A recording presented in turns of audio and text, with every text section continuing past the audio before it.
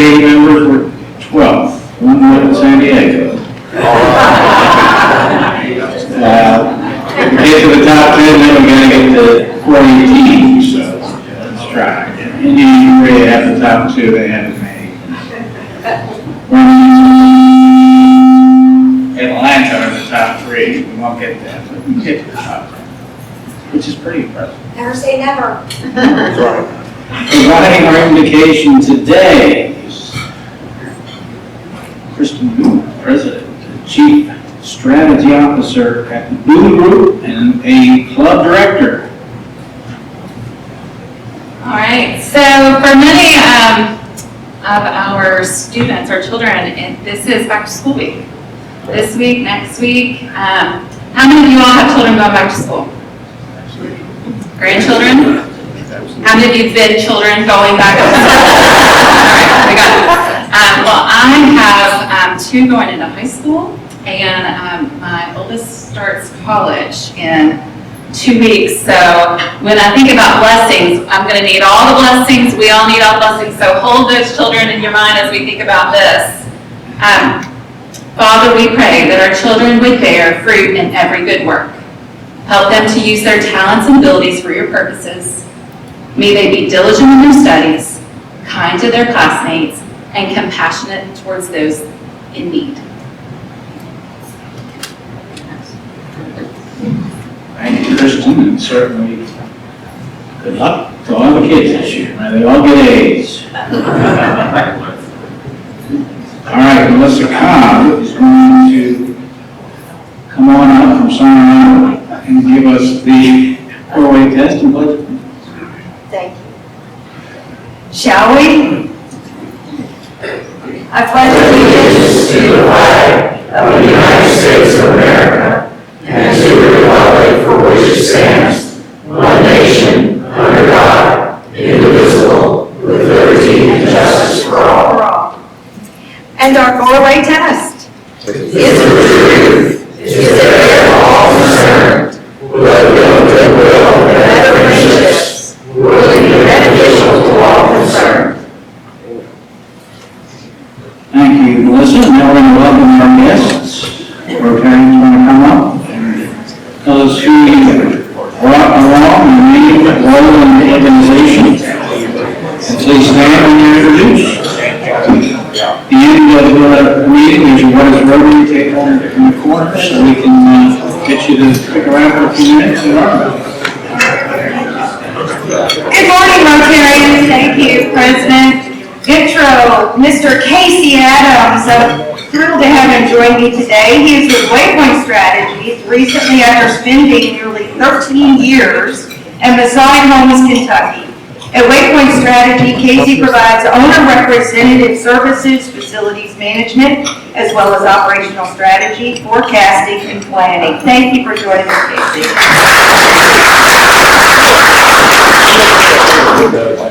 Good afternoon, everybody. Carlos Hernandez Ocampo, and I'd like to welcome and introduce my friend, Darian Hernandez Machado. He's a local entrepreneur, originally from Cuba, just like myself.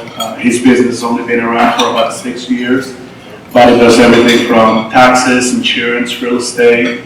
He's already employed about 200 people, most of them Cuban from our community, and he's become a pillar to most of the Cuban people here. And he hates it when I say it, but he's a bit of an influencer with over 50,000 followers online. Everybody sees his videos when he posts them.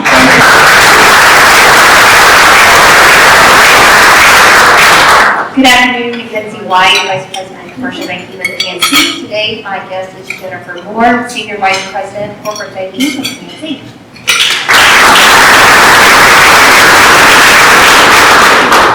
This microphone gets me every time. Good afternoon, everybody. I'm Shannon Kisselbaugh, the Executive Director of Park Community Credit Union Foundation, and I have 3 guests today. I have my colleague, Lisa Bringers from Park Community Credit Union. I have Rachel McMahon, also from Park Community Credit Union, and her fiance, Brian Sloan.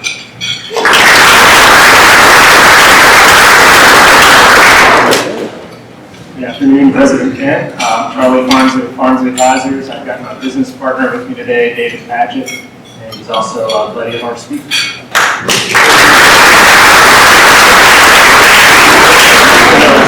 Good afternoon, everyone. I'm Sarah Hugenberg. I'm a relationship strategist at PNC Private Bank, and I have my friend and colleague, Jennifer Bretnitz. She is a senior relationship strategist with our team, and we help bring financial services as well as wealth management to our clients. Thank you. Hello, Rotarians. Kurt Jacobs, Monty talking with Kurt Jacobs. I've got my guest and greatest achievement, my son. He's a rising 8th grader at Louisville Collegiate, which starts next Tuesday. It's in the soccer, squash, lacrosse, robotics, and Kristen, I feel you. I know exactly it's coming. Afternoon, fellow Rotarians and honored guests. Literally, I met my guest on the sidewalk. I moved out of the parking lot, recruiting folks. So TJ, please stand up. As I was walking in the door, the gentleman said to me, "Are you going to Rotary?" I said, "Yes, I am." I said, "Are you someone's guest?" He said, "I'm yours." And so, TJ only volunteered.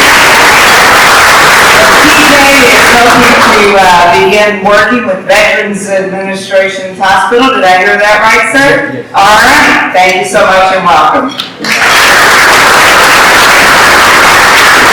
President Ken Jean West, President, Rotary Club of Louisville. My guest is Dr. Alan Mazur, Medical Director for Louisville Podiatry, who also happens to be my fiance.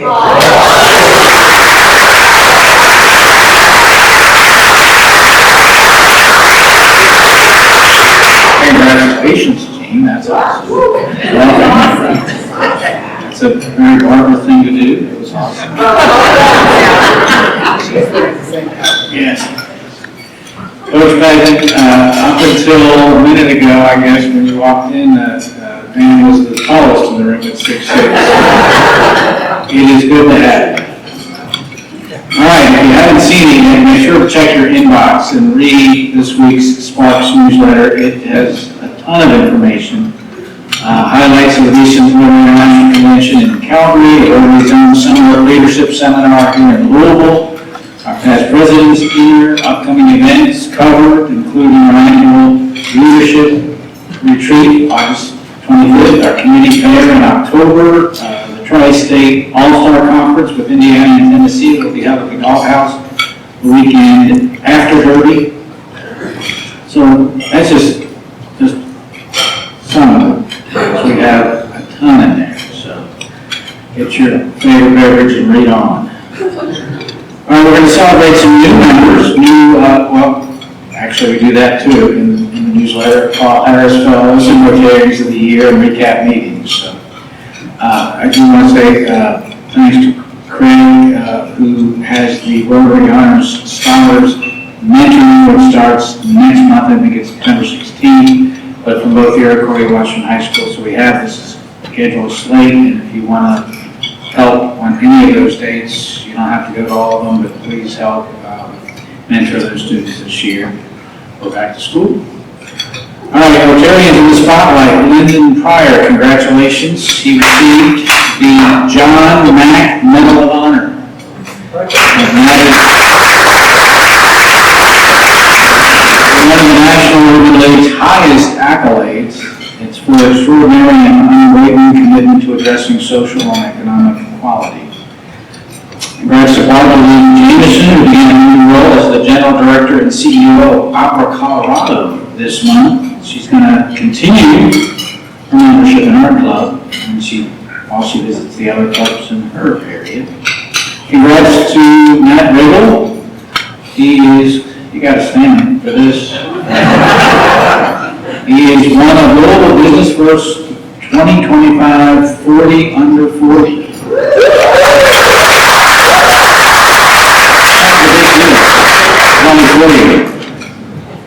Congrats to Whitney Austin and Adam Field on being selected for the Leadership Kentucky class of 2025. Another big deal. Big congrats to Christy Flippins Bartlett and Options of Success on the Bezos Dillon Family's Fund Grant of $300,000.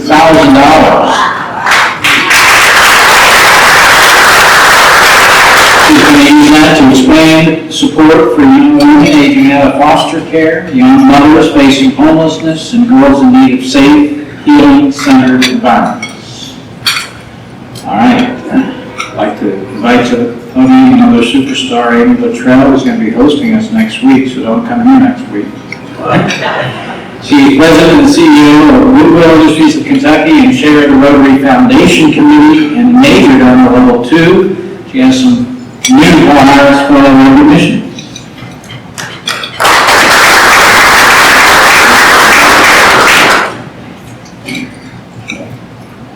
Thank you, President Ken.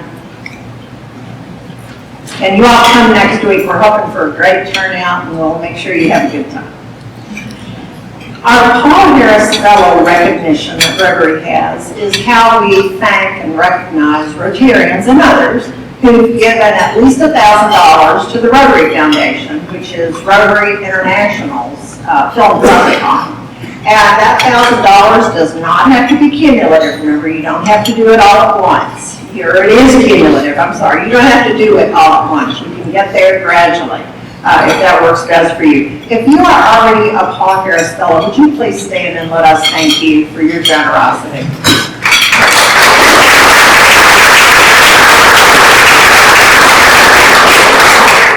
I want to take just a minute to talk about our giving in general, because we're into a new Rotary year now, and our club has 2 giving goals with Rotary International every year. So I really want to tell you how we did on that last year.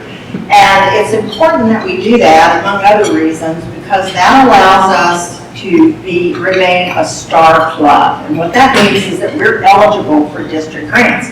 So if you're somebody who really prefers to give locally, you can know that when you make a gift to Rotary International, part of your gift comes back here to our club each year. So you can do both with one gift. So we had 2 goals, and one of those goals was to give $50,000 to the annual fund. And I'm so excited about how we did. We achieved $72,000.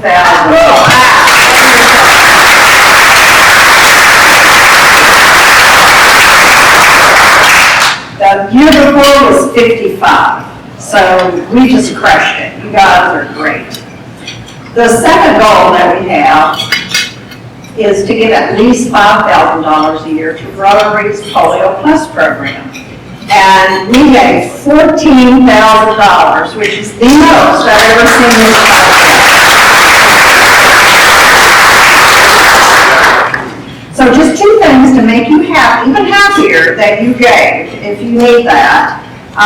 This is a little factoid. When you make a gift to Rotary International, they invest your gift for 3 years so that it can grow. And that growth covers all of the administrative costs. So that means that 100% of your gift goes to the projects that Rotary funds. And the only way that I give internationally is through RI, because I know that there are Rotarians at the other end, wherever that project is, making sure that the project goes well and that our gifts are well used. I want to spend just a minute on Polio Plus's campaign, because we do have a little new news on that. So, when I've been a Rotarian for a long time, this is my 3rd club, when I first started giving to Polio Plus in 1997, 60 countries were endemic for polio. You know what it is now? 2. It's 2. So this is a big project. Very difficult, complicated. It's not to be done overnight. It's hard to maintain that excitement over the decades, but we have come so far. We are so close. We have to finish the job. And the reason we have to do that is because until we end polio forever, everybody in any country is potentially at risk, and that especially applies to our children. So you can be part of history if you give to the Polio Plus campaign. But the new news is that Bill Gates and the Gates Foundation have renewed their commitment to match all of our gifts. So I can remember back when this was a 1-to-1 commitment. These days it's a 2-to-1 commitment. Every dollar you give turns into $3 to help eradicate polio.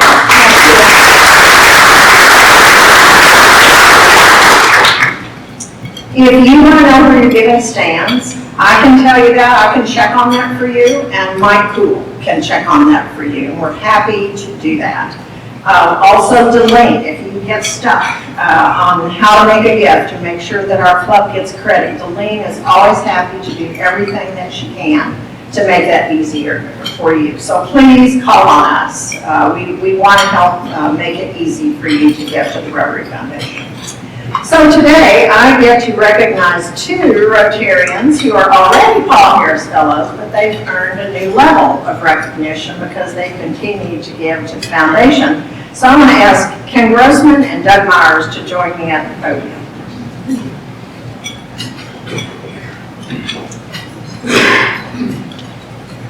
Okay, Ken is a Paul Harris Fellow +1. So here is your pen, Ken, and thank you so much for your generosity.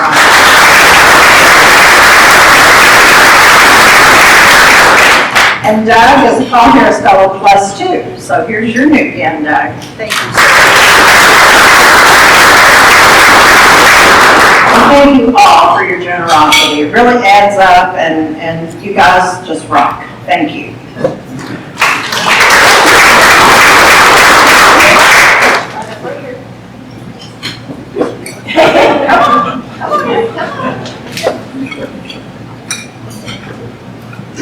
All right. Thank you.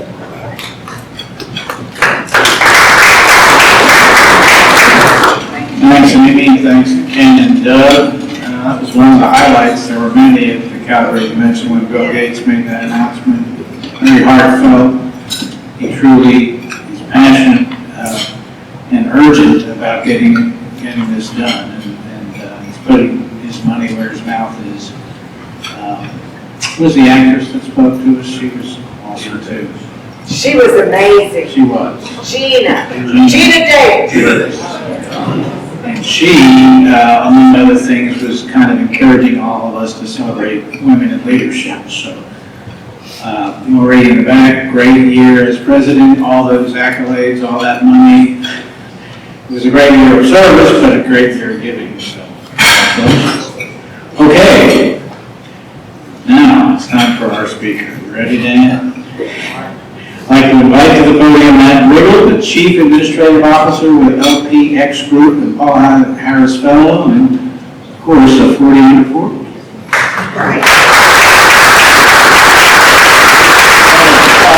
It is my absolute pleasure to introduce Dan Ratterman to come speak with us today.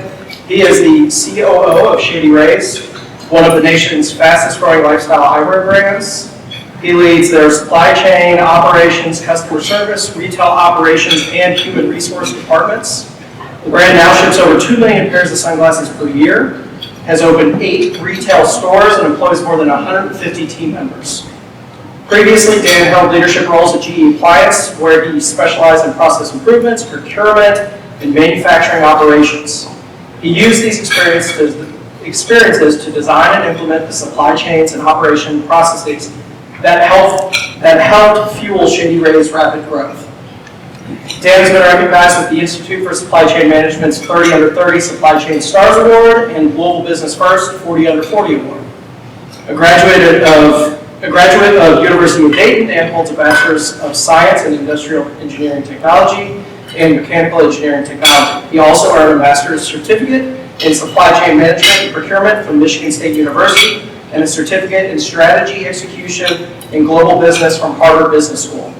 Outside of work, he enjoys coaching youth basketball, recently played a season of professional basketball in the Basketball League, water skiing with his wife Sarah, and spending time with his son Drew. Please join me in welcoming Dan.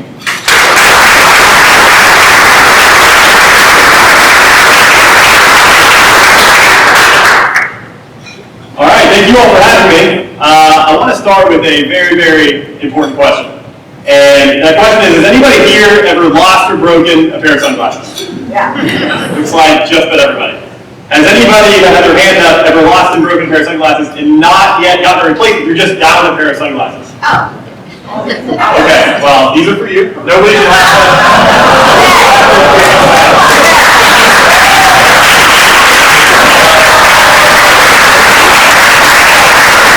apologize up It's kind of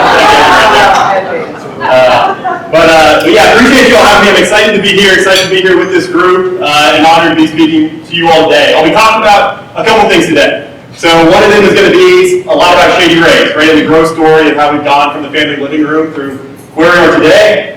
And then secondly is a takeaway that I think is relevant for anybody in the room, whether a small business, a large business, personal business, whatever it is, right, the one key takeaway that I know has helped me a lot in my career and may be useful to hopefully some of you all in this room as well. So today, right, where is Shady Rays today? Right, we're a mid-price sunglasses company. We offer replacements of lost and broken. We have around 160 employees. 7 retail stores. Number 8 opens up actually next week in Franklin, Tennessee. And right there, I'm going to highlight a couple of them. And if you've ever gone down to 64, you've maybe seen our building here, about 75,000 square feet, where we have our headquarters and our fulfillment team. But 12 years ago was a very different story. Right? 12 years ago, Shady Rays did not exist. But what did exist was a real problem in the eyewear industry. And there were so many people that were spending $200 or so on big name brands for sunglasses. And so many of them, just like you all in this room, lost or broke their sunglasses at some point. And they were faced with a dilemma. Either go buy another pair of $200 sunglasses, or go to a gas station buy a $5 pair that's probably going to fall apart. There are these two extremes, but really nothing in the middle. So at that time, my brother, Chris, identified that problem and thought, maybe we can solve this. Maybe there's an opportunity to put the same materials, fraction the price, and back them up and lost and broken, and donate 10 meals to the hungry with every order.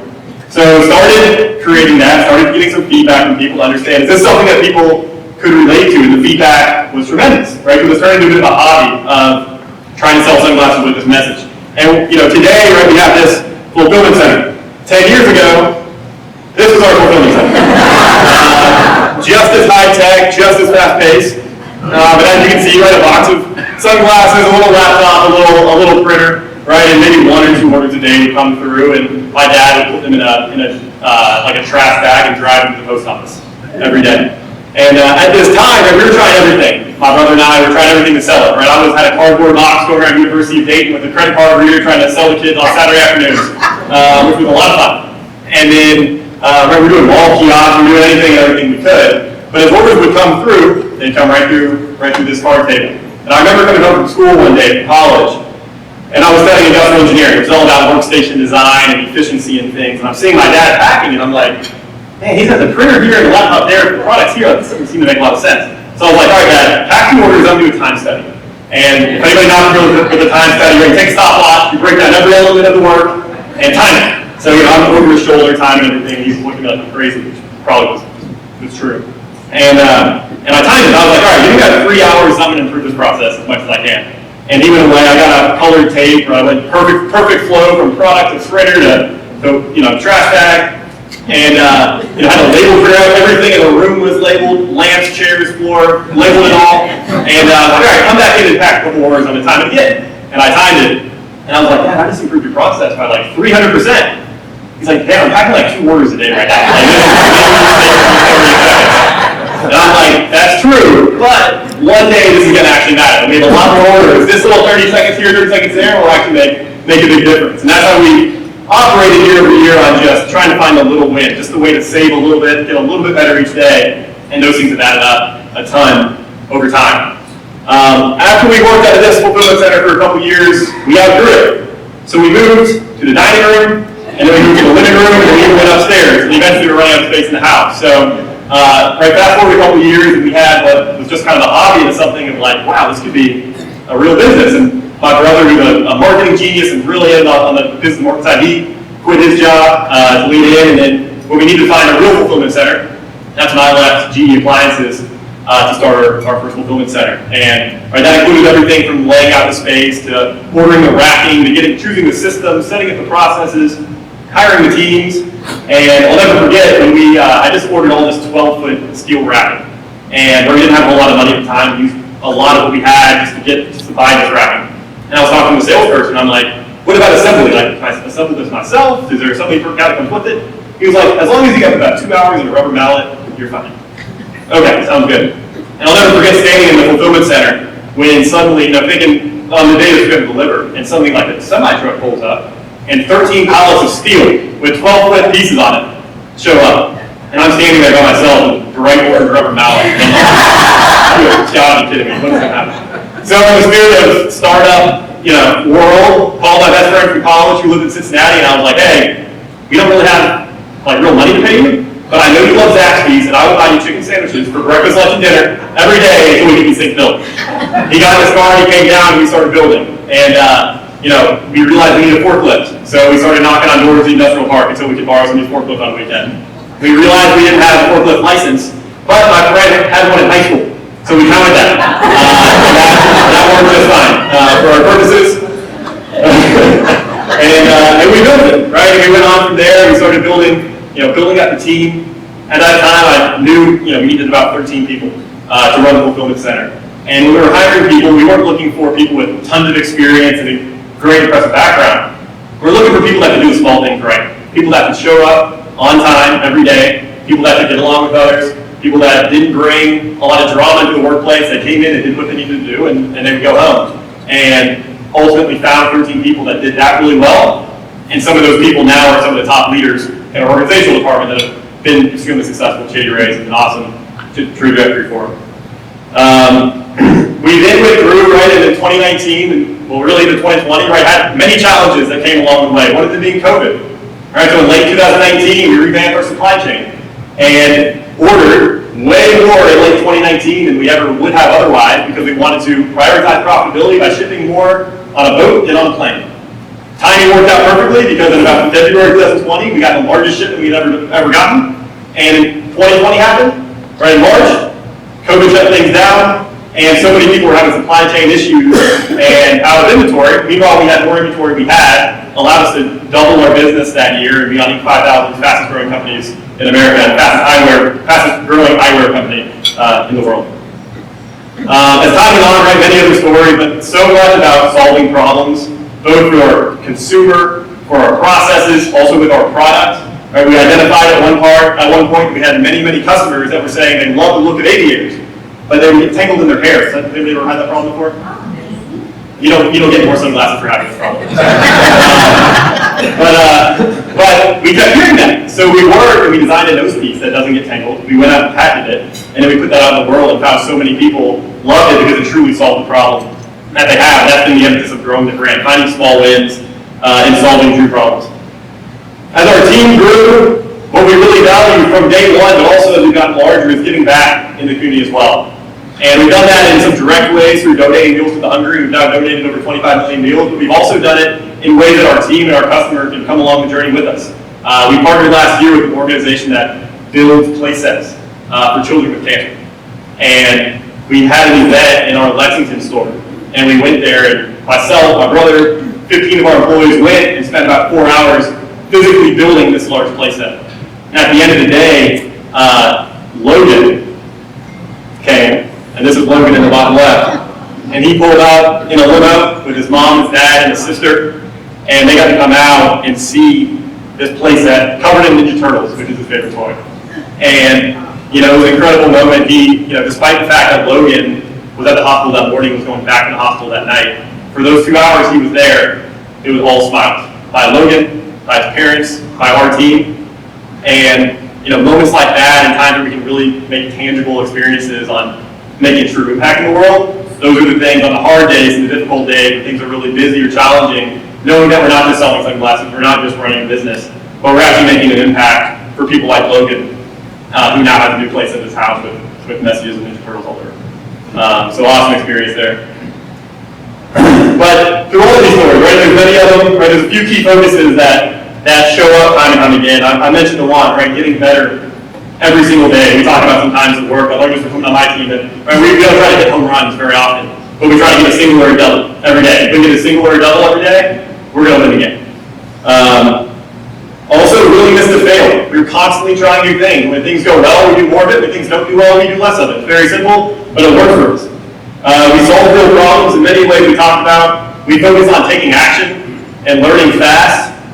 And we also have clear goals. We have clear goals, and we do our very best to make those goals visible for the people around us. Now, with that said, with Shady Rays, that's a lot of what has happened over the last 10 or so years. But I want to transition a bit and talk about some of the how we've been able to do this and some key takeaways that could be relevant for anybody. And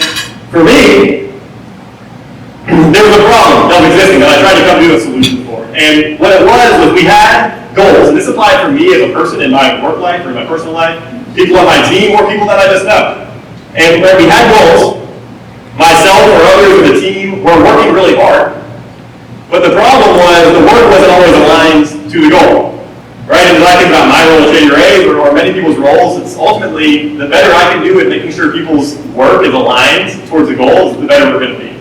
And especially in this age of distraction, right, with technology and now with AI, and people are moving so much faster that if someone's not pointing in the right direction, it's really not doing any good. It's really moving them further and further away from accomplishing that actual goal. And I was thinking this through some different examples. Right, I would hear people or experience myself where it's coming up on the end of the year. Maybe your end of year review time, you're looking at your goals for the year and you think, all right, I have my 10 goals, I did these 7 really well. I kind of forgot about these 3. These kind of fell by the wayside. And you're trying to scramble to get those done. Or, right, maybe you have a planner with goals in it. And those goals might be great, but maybe after 2 weeks or 2 months, that planner finds itself on a shelf somewhere with dust on it or lost in the backpack. Or you have a goal-setting app and forgotten the password. But it feels like, right, there would be days where I would hear people say things like, I feel like I've worked so hard, but I'm not sure I really accomplished anything.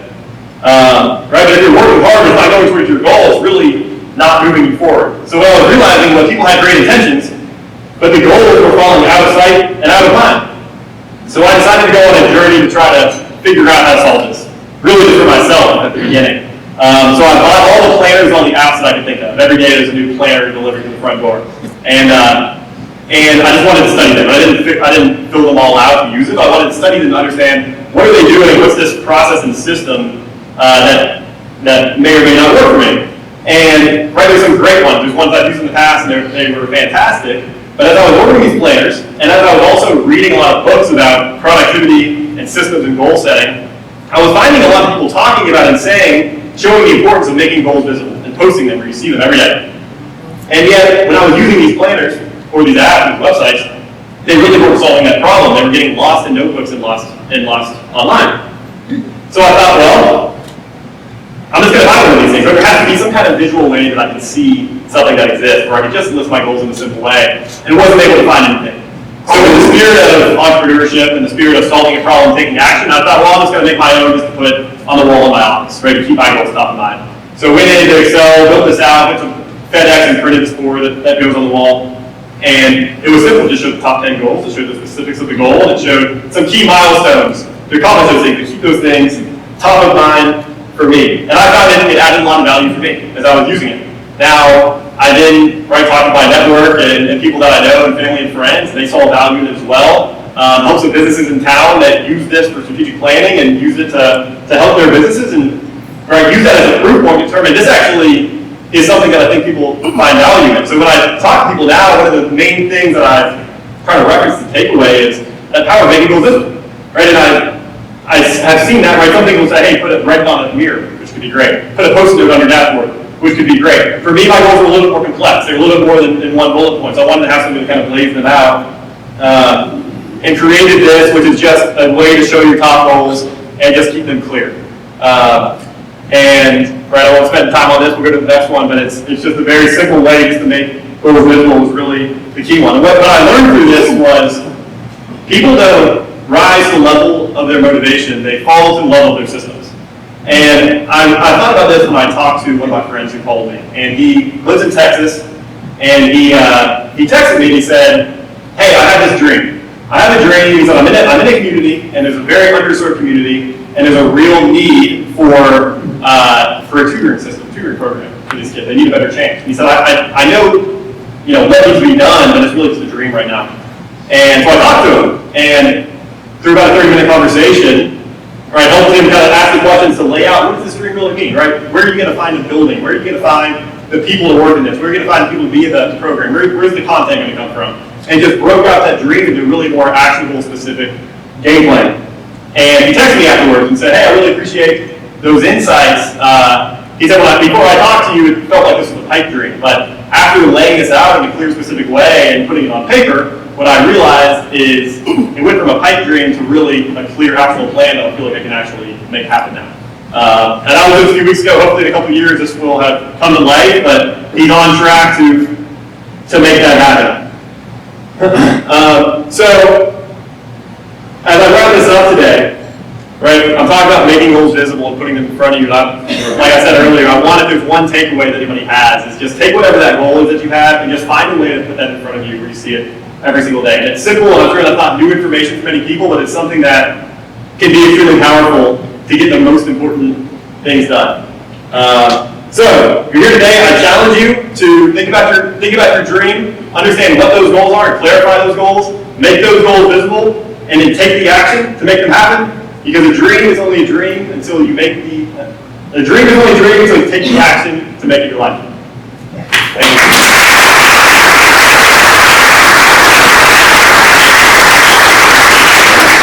Thank you. Great job. Home run. All right, next questions. Come on up. That should have fostered a few, I would think. All the rules. Hey there, thanks for speaking for us today. I had a question, since you guys are a global business, how are you all navigating the ever-changing tariff landscape right now? Yeah, fantastic question. We do a lot of our manufacturing overseas in the variety of areas, so what we've done on that, so later, in the second half of last year, right, we were starting to think, hey, tariffs may become a challenge this year. So we buffered up and ordered inventory heavier than we had ever ordered inventory before. It was kind of similar to what I was talking about with COVID, right? But we buffered up inventory to be able to prepare for some more difficult times. And what happened is when tariffs did go up extremely high, on that day, we're calling every manufacturer and every shipping company and saying, just hold, don't manufacture, don't ship for this time. To where then we were utilizing that buffer that we had just built. And through those next couple months, we never actually shipped anything, never incurred any of those very high tariffs. And that buffer we had built actually timed out perfectly to hold us over until tariffs dropped back down, and then turned everything back on, and we're able to get that new delivery kind of right in time as our first buffer was starting to run down. Now that said, that worked in that short-term situation. Ongoing, very uncertain times. So meanwhile, we are diversifying through many, many countries and having dual suppliers, so that not only are we able to produce in another country, but we also can produce in two areas to where if there's future challenges, we can shift. Yeah, great questions. Hey, Dan, thanks for being here today. Thanks for all you're doing for the community. I feel like 50% of the nonprofit events I go to, you are on a golf outing sign or, giving out classes, so thank you for that. The goal sheet that you put together at, FedEx do, is that something you're selling, or do you get it at Shady Rays stores, or how do you? I mean, it seems so simple, and I'm totally guilty of, having all these things on apps, spreadsheets we share, and it just gets lost. Yeah, that's a fantastic question. So yeah, initially, like I said, I made it just for me and for people that wanted one, and then now I've had enough people ask me for it, and I have purchased a bunch of them. And I have a website under development to sell them. But if you're interested, please reach out. There we go. I have my email. Dan@shadyrays.com. But yeah, right now, I mean, my goal with that is it's been useful for me, and if I can help other people achieve their goals, then that's a win for everybody. Yeah, great question. Thanks. All right, information. I have a question. I know Shady Rays stepped out and maybe went into wilderness with Fire and Chill. Just trying to find out what direction you guys plan to go with that. Great question. Yeah, so we Fire and Chill question. So Shady Rays is still independent from Fire and Chill. Yeah, Fire and Chill is a totally separately owned business, not associated to Shady Rays. So, but it's a business that's similarly aligned. It's about helping people live their best lives, but completely separate from Shady Rays.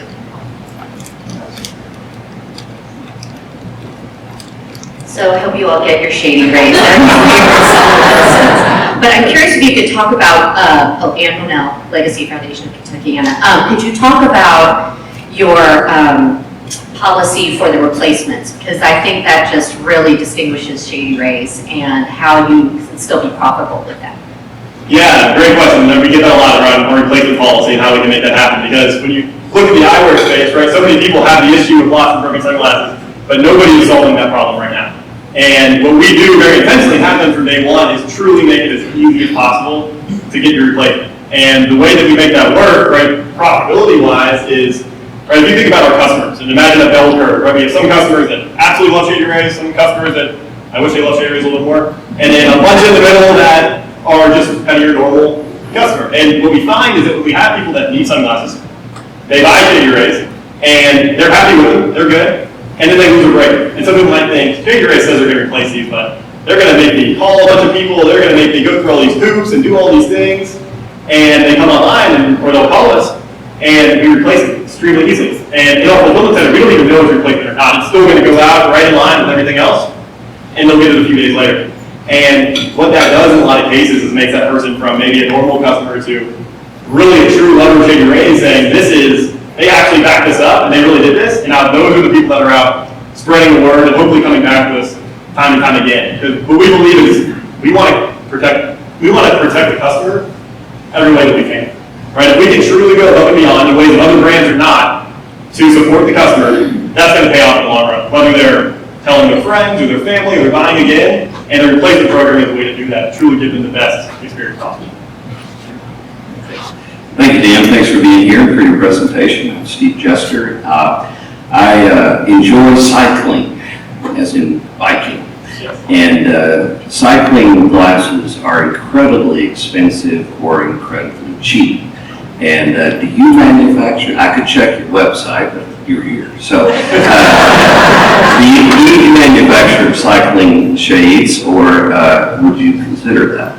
Yeah, question for you. Do you cycle more during the day or more at dusk when it's getting a little bit darker? During the day. Okay, either answer would work. I would have the same answer for you. We have cycling sunglasses, and they have magnetic interchangeable lenses. Cool. And that's a technology we came out with a few years ago. That's another one that we patented, where you can have ones that you're cycling during the day, you got your dark lenses on, sun starts going down, and it's a cloudy day, we have a lighter lens you can put on, and that way they can support you all through the day. Excellent. Thank you. Thank you.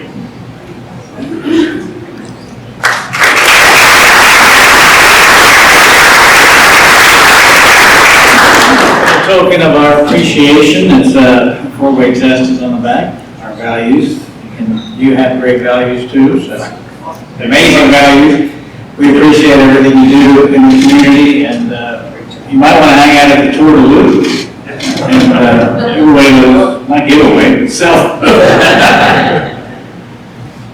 We talked about how terrific the monetary contributions were this past year. Lisa, can you stand? I'd like to recognize, I mean, the committees were amazing this past year, and a lot of the committee chairs are going to continue this year with the Lifeline Committee, so if you want to stand and be recognized, anybody else from that committee.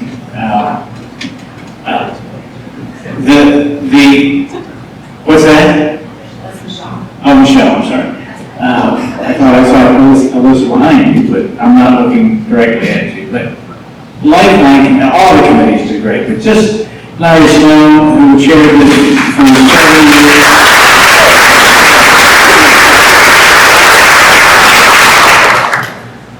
This is just some of what they did. Served meals monthly at the Resettlement Ministries to meet and recovery from addiction.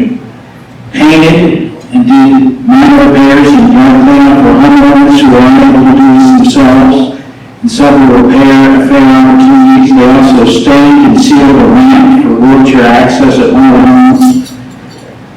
Helped build and fund a new Habitat for Humanity home in Southwest Louisville. Helped serve 52 clients and neighbors of the Louisville Central Community Center. Received free or low-cost wellness care services for their pets. Greeted on-flight military veterans at the airport as they returned from Washington, D.C. Rang bells for the Salvation Army at Christmas time. 41 Rotarians from our club participated in that December weekend outreach. Provided a grant for a hydration station to be installed at Ballard Park in Smoketown. Participated and provided a grant to support an event focused on dealing with human trafficking and water pollution. Contributed input at the Louisville Sustainability Council annual summit on potential solutions to the urban food desert. Funded rural tree planting with the Parks Alliance in recognition of Rotarians who passed away this past year. I can go on and on, but that's one committee you certainly want to take part in. And there's so many others. The Youth and Education Committee does amazing work, and as we mentioned earlier, the Iroquois and Western High School mentorship starts a month from now. And we've been doing that for years and really impacting the kids, and that's just one of dozens of things the Youth and Education Committee does. So I encourage you, if you haven't selected a committee, please do it. And the leadership group, board committees will be meeting at the Leadership Bowl Center August 25th to strategize and plan the year ahead, so it'll be good. And now I'd like to invite our President-elect, Barbara Sexton Smith, to talk about next week. Okay. All right. Well, I'm going to give a big round of applause to the by far the greatest, the best current Rotary president.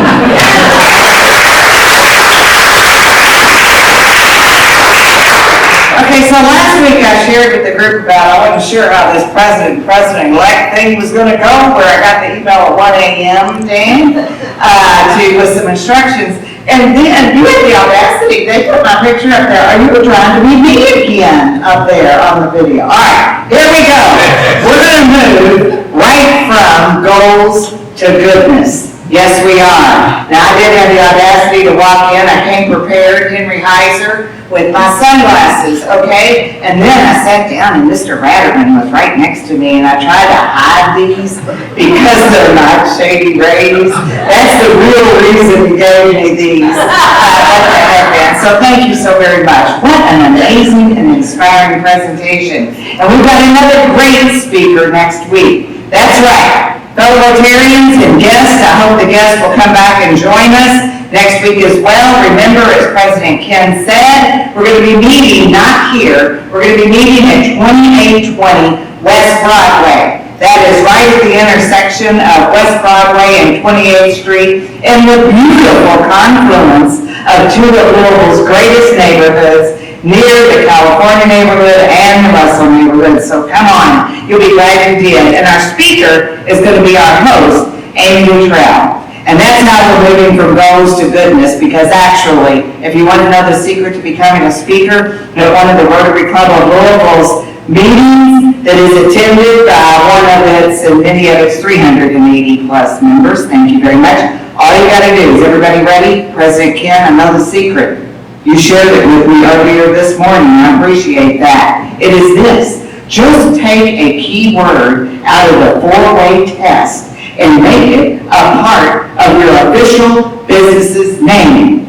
Ladies and gentlemen, we are going to be spoken with next week from the President and CEO of Kentucky Goodwill Industries. And she's going to talk about what it means to put work in your life and life in your work.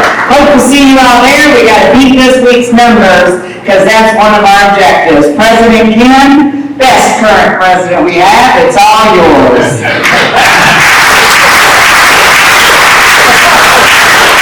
Always laugh for thank you. In a couple of weeks, we are counting on Coach Pat Kelsey to join us, and it's just amazing what we're hearing about that team. I think I read this morning, David, is this right? Three potential NBA players on this team? 3? Last year, we had only 8 losses, and 3 were to Duke, and Duke had 5 players that were drafted in the first 50 picks, and we had none, and we played them tough all 3 times. So this year we're going to play them twice, and probably a 3rd time in the tournament like we did last year, hopefully for the championship with NBA players. So it's going to be a fun year. If something does come up, we have a backup plan, Dayton Siva. So, things come up with coaches. I see Ashley in the back. Dan McDonald is excited to come, but he's double checking his schedule. He said Tuesday, Wednesdays are great, Thursdays sometimes get iffy, but I think we might get Dan. And the volleyball coach too, the new volleyball coach may be here next month too. So we're having a run on new volleyball coaches. All right, have a great weekend, and we'll see you next week at Goodwill Center. Right, adjourned.